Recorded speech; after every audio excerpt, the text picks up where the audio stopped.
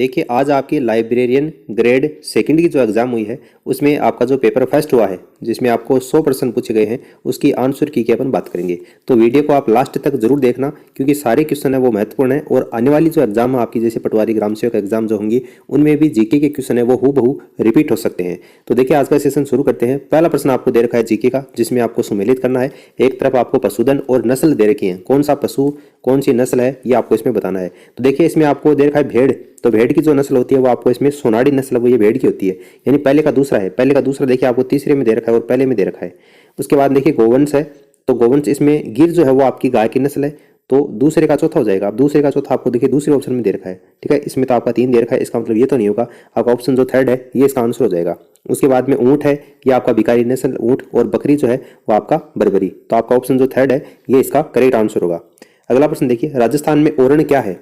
राजस्थान में ओरण क्या है? तो पश्चिमी राजस्थान के जो पवित्र उपवन है उसको कहा जाता है ओरण, तो आपका ऑप्शन जो सेकंड है ये इसका आंसर होगा। जनगणना 2011 के अनुसार राजस्थान में अधिकतम व न्यूनतम शहरी बाल लिंगानुपात वाले जिले हैं वो कौन कौन से हैं? तो अधिकतम और न्यूनतम पूछा है, तो इसमें आपका टोंक और जो जैसलमेर जिला है ये इसका आंसर हो जाएगा। ऑप्शन जो आपका सेकंड है ये इसका आंसर होगा। ये सारे प्रश्न मैं आपको हमारे टेलीग्राम चैनल के ऊपर प्रोवाइड करवा चुका हूँ ऑलरेडी। टेलीग्राम चैनल को आप ज्वाइन कर लीजिए, उसकी लिंक आपको नीचे कमेंट सेक्शन में दे रखी है। ये लगभग क्वेश्चन यहाँ से 70 से 75% जो प्रश्न है वो आपको जीके वाले प्रश्न है वो एज इट इज टेलीग्राम पर दिए गए हैं। एक भी वहाँ पर ऑप्शन है वो भी इधर का उधर नहीं किया गया है। आप चाहे तो टेलीग्राम पर जो सर्च बटन है उस पर सर्च करके आप उस क्वेश्चन को देख सकते हैं। देखिए बिलाली और बरवाड़ा, बिलाली और बरवाड़ा क्या है? तो बिलाली और बरवाड़ा ये मध्य अरावली की चोटियां हैं। ऑप्शन जो सेकंड है ये इसका आंसर होगा। सोनालिका, गंगा, सुनहरी और चंबल 65 उच्च उत्पादक किस्में हैं, तो ये किसकी किस्में हैं? तो ये आपकी गेहूं की किस्में हैं। सोनालिका है ये आपकी गेहूं की किस्म होती है, तो ऑप्शन फोर्थ इसका आंसर हो जाएगा। कौन सा सीमेंट उद्योग और जिले में स्थित नहीं है, यानी कौन सा सीमेंट है वो जिला असुमेलित दे रखा है, ये आपको इसमें बताना है। तो इसमें देखिए आपको दे रखा है एसीसी सीमेंट है, एसीसी का कारखाना बूंदी में, ये आपको इसमें सही दे रखा है। मंगलम का कोटा में सही दे रखा है। बिरला व्हाइट सीमेंट का नागौर है, और राजश्री का उदयपुर ये आपको इसमें गलत दे रखा है, ठीक है। राजश्री सीमेंट है ये आपका उदयपुर में नहीं है, तो ऑप्शन फोर्थ इसका आंसर हो जाएगा। कौन सा कथन सही नहीं है, कौन सा गलत कथन दिया गया है वो आपको इसमें बताना है। तो यहाँ पर 2011 में झुंझुनू जिले में सर्वाधिक पुरुष साक्षरता दर अंकित की गई, ये आपको इसमें सही दे रखा है। 2011 में जयपुर जिले में सर्वाधिक साक्षरता दर थी, ये आपको इसमें गलत दे रखा है। 2011 में प्रतापगढ़ जिले में सबसे कम पुरुष साक्षरता दर थी, ये भी गलत है। यानी दूसरा और तीसरा है वो ये गलत दे रखे हैं, और आपको पूछा भी यही गया है कौन सा कथन सही नहीं है, तो बी और सी गलत वाले पूछे गए, और ऑप्शन फोर्थ इसका आंसर हो जाएगा। अगला प्रश्न देखिए, निम्नलिखित में से कौन सी नदियां अपना जल है वो खंबात की खाड़ी में विसर्जित करती है? तो साबरमती करती है, माही करती है, पश्चिमी बनास है, ये खंबात की खाड़ी में कच्छ के रण में करती है, तो ए और सी हो जाएगा। ए और सी आपको देखिए तीसरे ऑप्शन में दे रखा है, तो ये इसका आंसर हो जाएगा। फिर आपको सम्मिलित करना है, सम्मिलित करना है आपको। पर्यटन स्थल दे रखा है और वो कहाँ पर स्थित है ये आपको बताना है। तो यहाँ पर देखिए लोहागढ़, तो लोहागढ़ का दुर्ग कहाँ पर? आपका भरतपुर में है। सुनहरी कोठी, तो सुनहरी कोठी आपकी ये टोंक में हो जाएगी, यानी कि 3 और 4, 3 और 4 देख लो, पहले में 3 दूसरे में 4 इसमें दे रखा है, तो ऑप्शन थर्ड इसका आंसर हो जाएगा। उसके बाद में दिलवाड़ा के जो जैन मंदिर है वो माउंट आबू में है, और केला देवी का मेला वो आपका मंदिर है वो कहाँ पर? आपका करौली में है। अलवर रियासत में वाल्मीकि एवं आदिवासी संघ स्थापित करने का श्रेय किसे दिया जाता है? तो हरि नारायण शर्मा को दिया जाता है, ऑप्शन सेकंड इसका आंसर होगा। मारवाड़ चित्रकला शैली में ठिकाना कला के अंतर्गत निम्न में से क्या सम्मिलित नहीं है? तो इसमें देखिए बनेड़ा जो है वो मारवाड़ चित्रकला शैली से संबंधित नहीं है, तो आपका ऑप्शन जो फोर्थ है ये इसका आंसर हो जाएगा। निम्नलिखित में से पिंगल की रचनाओं में से लेख को आपको सम्मिलित करना है। तो यहाँ पर देखिए आपको जो 13 नंबर का प्रश्न है इसमें आपका ऑप्शन जो फोर्थ है ये इसका आंसर होगा। यहाँ पर देखिए आपको दे रखा है अवतार चरित्र, तो ये नरहरि दास की रचना है, यानी कि आपका इसमें थर्ड हो जाएगा। उसके बाद में रामगुण सागर, तो ये हो जाएगा आपका प्रताप कुंवरी, और विनय मल्लिका, तो विनय मल्लिका हो जाएगी आपकी इसमें दयाबाई। देखिए चरणदास जी की शिष्या थी दयाबाई और सरोजाबाई, तो दयाबाई का ग्रंथ है विनय मल्लिका, यानी कि तीसरे में चौथा है। अब तीसरे में चौथा अगर आप देख लोगे ध्यान से तो तीसरे में चौथा आपको केवल एक में दे रखा है, ठीक है। और अणबेवाड़ी, तो ये आपका रामचरण जी का है, तो ये आपका इसमें ऑप्शन जो फोर्थ है ये इसका आंसर हो जाएगा। भारत सरकार द्वारा रियासतों से संबंधित समस्याओं के समाधान हेतु रियासती विभाग की स्थापना ये 5 जुलाई 1947 को हुई थी, तो जुलाई 1947 आपको चौथे ऑप्शन में दे रखा है, तो ये इसका आंसर हो जाएगा। अगला प्रश्न देखिए, राजस्थान में वर पक्ष का वधु पक्ष के पिता द्वारा स्वागत किए जाने का जो रिवाज है उसको क्या कहा जाता है? तो ये सामेला कहते हैं, तो सामेला को ही इसमें मधुपर्क दे दिया, ठीक है। मधुपर्क ऑप्शन जो फोर्थ है ये इसका आंसर हो जाएगा। चित्तौड़गढ़ के किले में कौन सा मंदिर एक सूर्य मंदिर के अंतर्गत आता है? तो सूर्य मंदिर की श्रेणी में कौन सा मंदिर आता है आपका इसमें? कालिका माता का जो मंदिर है वो चित्तौड़गढ़ के किले में, हालांकि सारे चित्तौड़गढ़ में, लेकिन कालिका माता का जो मंदिर है वो सूर्य मंदिर की श्रेणी में शामिल किया जाता है। अगला प्रश्न देखिए, जालोर के सोनग्राह चौहान वंश का संस्थापक कौन था? तो कीर्तिपाल चौहान। ठीक है, कीर्तिपाल चौहान इसका राइट आंसर होगा।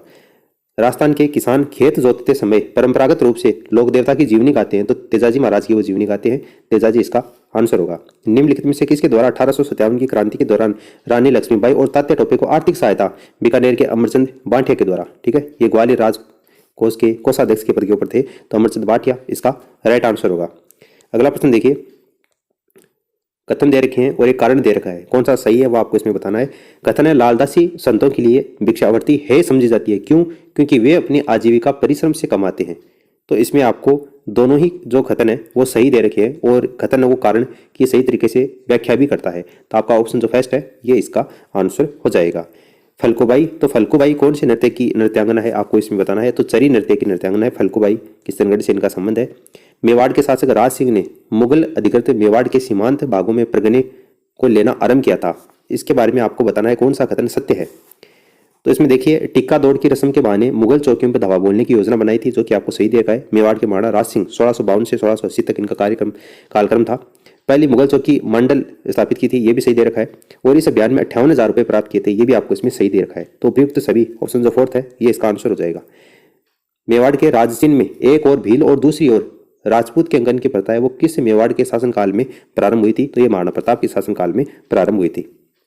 खानवा युद्ध जो कि 17 मार्च 1527 को, इसके पहले बाबर ने किस हिंदू राजा के माध्यम से राणा सांगा को शांति समझौते का प्रस्ताव भेजा था? तो रायसेन का शैलदित्यवर, इसने धोखा भी दिया था, विश्वासघात भी किया था बाद में इसने। तो रायसेन का जो शैलदित्यवर है ये इसका राइट आंसर होगा।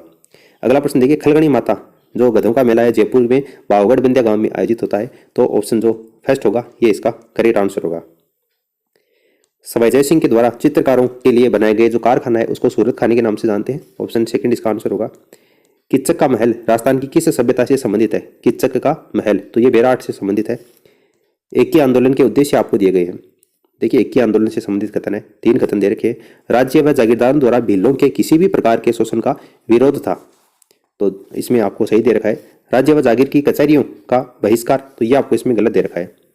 उसके बाद देखिए, भीलों व ग्रासियों का सामाजिक उत्थान, ये भी सही दे रखा है। एक ही आंदोलन का यही उद्देश्य था, तो ए और से हो जाएगा। ए और से देखिए आपको तीसरे ऑप्शन में दे रखा है, तो ये इसका आंसर हो जाएगा। फिर देखिए 30 नंबर का प्रश्न है, महाराजाधिराज मानसिंह द्वारा निर्मित जयपुर में जो गोविंद देव जी का मंदिर है उसके वास्तुकार कौन थे? तो माणिक चंद इसके वास्तुकार थे, ठीक है, माणिक चंद, ऑप्शन थर्ड। भारत के संविधान के निम्नलिखित में से किस अनुच्छेद के अंतर्गत राजस्थान लोक सेवा आयोग के द्वारा वार्षिक प्रतिवेदन राजस्थान के राज्यपाल के सम्मुख प्रस्तुत किया जाता है? तो इसमें अनुच्छेद 323 इसका करेक्ट आंसर होगा। राजस्थान विधानसभा की जनलेखा समिति में अधिकतम सदस्यों की संख्या कितनी है? तो 15 है, ठीक है। निम्नलिखित में से कौन राजस्थान की 14वीं विधानसभा के अध्यक्ष या प्रोटेम स्पीकर थे? तो प्रद्युमन सिंह। 14वीं विधानसभा पूछा है, इसका मतलब प्रद्युमन सिंह इसका राइट आंसर होगा। राजस्थान के मुख्य सचिव को पहचानिए जो बाद में भारत के नियंत्रक और महालेखा परीक्षक नियुक्त किए गए थे? तो राजीव महर्षि इसका करेक्ट आंसर होगा। राजस्थान के निम्नलिखित राज्यपाल को आपको नाम दे रखे हैं, उनके कार्यकाल के क्रमानुसार आपको इसमें बताना है। तो इसमें देखिए, आपको काल क्रमानुसार आप डिसाइड करेंगे, तो ऑप्शन जो आपका जो फर्स्ट आएगा ये इसका आंसर होगा। पहले रघुकुल तिलक आएगा, उसके बाद में ओपी मेहर आएंगे, उसके बाद में बसंतराव पाटिल और उसके बाद में सुखदेव प्रसाद। तो ऑप्शन जो फर्स्ट है ये इसका करेक्ट आंसर होगा। अगला प्रश्न है, राजस्थान राज्य मानवाधिकार आयोग से संबंधित निम्नलिखित आपको 2 कथन दिए रखे हैं और सही उत्तर का आपको चयन करके बताना है। तो ये एक स्वायत्त शासी निकाय है जो कि बिल्कुल सही दे रखा है, इसके पास अपना अन्वेषण दल है, ये आपको इसमें राज्य मानवाधिकार आयोग के बारे में गलत दे रखा है। तो केवल फर्स्ट है ये सही है, ऑप्शन फर्स्ट इसका आंसर होगा। राजस्थान में कितने पंचायत प्रशिक्षण केंद्र हैं? तो इसमें देखिए आपके 6 हैं, ऑप्शन जो थर्ड है ये इसका आंसर होगा। भारत के संविधान के निम्नलिखित में से किस अनुच्छेद में राज्यपाल को जानकारी देने के संबंध में मुख्यमंत्री के कर्तव्यों का उल्लेख है? तो अनुच्छेद 167 में है, ऑप्शन फर्स्ट इसका आंसर होगा। किस दिनांक को हरिभाऊ किशनराव बागड़े ने राजस्थान के राज्यपाल का जो पद है वो ग्रहण किया है? तो 31 जुलाई 2024 को ग्रहण किया है। राजस्थान के किस शहर को कॉन्डे नेस्ट ट्रेवलर के रीडर्स ट्रेवल अवार्ड्स 2024 में favourite leisure destination in India श्रेणी में रनर अप अवार्ड दिया है? तो उदयपुर शहर को दिया है, उदयपुर इसका करेक्ट आंसर होगा। सितंबर 2024 में निम्नलिखित में से किस लेखक को राजस्थानी साहित्य की असाधारण सेवा के लिए दीनचंद जैन साहित्य पुरस्कार दिया गया है। तो डॉक्टर चंद्र प्रकाश देवल इसका करेक्ट आंसर होगा। 12 दिसंबर 2024 को मुख्यमंत्री रोजगार उत्सव और युवा सम्मेलन 2024 का राज्य स्तरीय समारोह निम्नलिखित में से किस शहर में आयोजित किया गया है? तो जोधपुर इसका करेक्ट आंसर होगा। अक्टूबर 2024 में 68वीं राजस्थान राज्य स्तरीय साइकिलिंग प्रतियोगिता का आयोजन कहां पर किया गया है? तो इसका आयोजन देवली टोंक में किया गया है। ठीक है, देवली टोंक इसका करेक्ट आंसर होगा। अगला प्रश्न देखिए, 3 दिसंबर 2024 को अंतर्राष्ट्रीय दिव्यांगजन दिवस के अवसर के ऊपर राष्ट्रपति द्रौपदी मुर्मू के द्वारा राजस्थान के कौन से 2 जिलों को राष्ट्रीय दिव्यांगजन सशक्तिकरण पुरस्कार से सम्मानित किया गया है? तो इसमें देखिए सलूम्बर और डूंगरपुर, ऑप्शन जो फर्स्ट होगा ये इसका करेक्ट आंसर होगा। हाल ही में सितंबर 2024 में राजस्थान की अनुया प्रसाद के हनोवर जर्मनी में आयोजित द्वितीय विश्व बधिर शूटिंग में विश्व जो चैंपियनशिप है उसमें एक स्वर्ण पदक जीता है। वह स्पर्धा जिसमें उन्होंने ये स्वर्ण पदक जीता है तो 10 मीटर महिला एयर पिस्टल प्रतियोगिता के अंतर्गत उन्होंने ये पदक जीता है। हाल ही में अक्टूबर 2024 में केंद्रीय मंत्रिमंडल ने राजस्थान और पंजाब के सीमावर्ती क्षेत्रों में 2280 किलोमीटर लंबी सड़कों के निर्माण के लिए अनुमति प्रदान की है। इसके लिए जो निवेश राशि है वो कितनी है? तो 4,406 करोड़ रुपए, ऑप्शन सेकंड इसका आंसर होगा। पैरा शूटिंग में उभरता हुआ एक सितारा राजस्थान की मोना अग्रवाल के बारे में आपको कथन दिए गए हैं, कौन सा कथन इसमें सही है वो बताना है मोना अग्रवाल के बारे में। तो देखिए इसमें उन्होंने 2024 में पैरालंपिक में 50 मीटर राइफल, तो ये आपको इसमें गलत दे रखा है, 50 मीटर नहीं थी वो। और अगला देखिए कप्तान के रूप में उन्होंने 2019 में महिलाओं के लिए पहली राष्ट्रीय सिटिंग वॉलीबॉल चैंपियनशिप में स्वर्ण पदक जीता है, ये सही है। उन्होंने अपने चौथे अंतर्राष्ट्रीय आयोजन में स्वर्ण पदक जीता तथा पैरालंपिक कोटा हासिल किया है। यानी दूसरा और जो तीसरा कथन है वो आपको इसमें सही दे रखे हैं। तो आपका ऑप्शन जो फोर्थ होगा कथन बी और सी सही है, ये इसका आंसर हो जाएगा। अगला प्रश्न, राजस्थान में अक्षय ऊर्जा के क्षेत्र में 3 लाख करोड़ रुपए के निवेश के लिए राजस्थान सरकार और किस देश के मध्य 22 अक्टूबर 2024 को एक मेमोरेंडम ऑफ अंडरस्टैंडिंग यानी एमओयू के ऊपर, समझौते ज्ञापन के ऊपर हस्ताक्षर हुए हैं? तो ये आपका यूएई के साथ में राजस्थान सरकार ने ये समझौता किया है। सूची फर्स्ट को सूची सेकंड से मिलान करना है और फिर नीचे को आपको कूट दे रखे हैं, उसके आधार पर आपको सही बताना है। तो देखिए इसमें आपको दे रखा है, ज़्यादा भी नहीं पता तो आपको इतना पता होगा कि जो माउंट किलिमंजारो है ये आपकी कौन सी है? माउंट किलिमंजारो अफ्रीका में है। ठीक है, यानी कि डी का चौथा होगा। अब डी का चौथा देख लो कौन से में दे रखा है, डी का चौथा नहीं, डी का दूसरा, ये डी है और दूसरा आपको अफ्रीका इसमें दे रखा है। तो डी में दूसरा देखो, डी आपको यहाँ पर है, यहाँ में देखो दूसरा केवल पहले में दे रखा है डी में, बाकी इन तीनों में नहीं है। ठीक है, तो ये तीनों तो कैंसिल हो गए, पहला आपका आंसर हो जाएगा। और ये मैंने इसलिए बताया है क्योंकि माउंट जो किलिमंजारो है वो काफ़ी फेमस है, अफ्रीका की चोटी है, तो ये आपको पता होना चाहिए। अगर ये एक पता है तो बाकी आप यहाँ से आंसर निकाल सकते हो। अगला प्रश्न देखिए, वर्ल्ड माइग्रेशन रिपोर्ट 2024 के अनुसार 2020 में पुरुष तथा महिला अंतर्राष्ट्रीय प्रवासियों का प्रतिशत क्रमशः कितना है? तो इसमें देखिए 51.9% तथा 48.1%, ये इसका करेक्ट आंसर होगा। ठीक है, 52 में 3 होगा। 16 क्या है? तो ये नीलगिरी के शीतोष्ण वन है। 53 में फर्स्ट इसका आंसर होगा। निम्नलिखित में से किसने तिब्बत के पठार के ऊपर प्रचलित वायुमंडलीय दशाओं तथा मानसून के मध्य संबंध स्थापित किया था? तो इसमें पी कोटेश्वरम, ऑप्शन जो थर्ड है, ये इसका आंसर होगा।